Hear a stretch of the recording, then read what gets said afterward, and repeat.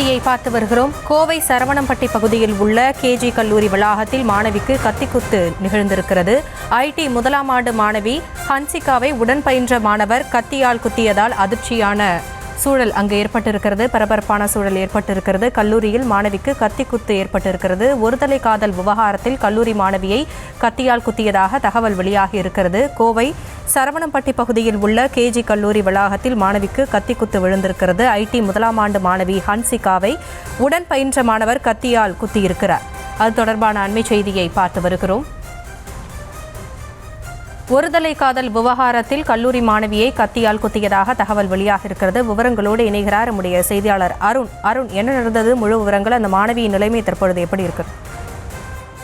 வணக்கம். அதாவது சேரன் மாநகர் பகுதியைச் சேர்ந்த கனிஷ்கா என்ற மாணவி கோவை சரவணம்பட்டி பகுதியில் இருக்கக்கூடிய கேஜி கல்லூரியில முதலாம் ஆண்டு பிடெக் ஐடி படித்து வருகிறார். அதே கல்லூரியில அதே வகுப்பில் படிக்கக்கூடிய அரசு பகுதியைச் சேர்ந்த ஹர்ஷவர்தன் என்ற மாணவன், இந்த மாணவன் அந்த மாணவியை கடந்த 3 மாதங்களாகவே ஒருதலையாக காதலித்து வந்ததாக கூறப்படுகிறது.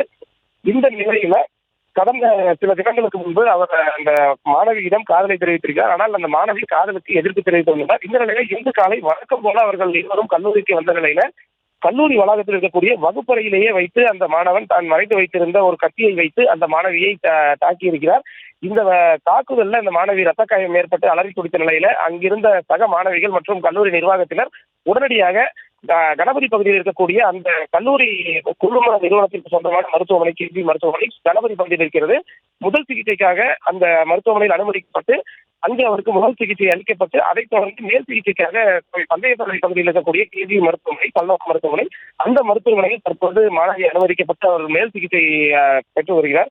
இது தொடர்பான தகவல் என்பது உடனடியாக சரவணம்பட்டி காவல் நிலைய போலீசாருக்கு அளிக்கப்பட்டது. அந்த அடிப்படையில் தகவலின் அடிப்படையில் சரவணம்பட்டி காவல் நிலைய போலீசார் உடனடியாக கல்லூரிக்கு சென்று அந்த விசாரணையில் ஈடுபட்ட வந்த நிலையில அந்த கல்லூரியிலேயே வகுப்பறையின் ஒரு பகுதியில் மாணவர்களால் பிடித்து வைக்கப்பட்டிருந்த மற்ற அந்த கத்திக்குத்து சம்பவத்தை அரங்கேற்றிய மாணவன் ஹர்ஷவர்தனை தற்போது பிடித்து விசாரணை மேற்கொண்டு வருகிறார்கள்.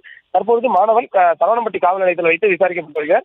இந்த சம்பவம் என்பது ஒரு பரபரப்பான ஒரு சூழலை ஏற்படுத்தியிருக்கிறது. தொடர்ந்து கல்லூரி வளாகத்தில் மற்ற மாணவர்களிடையே இந்த சம்பவம் தொடர்பாக காவல்துறை தீவிர விசாரணை நடத்தி வருகிறார்கள். விவரங்களுக்கு நன்றி அருண்.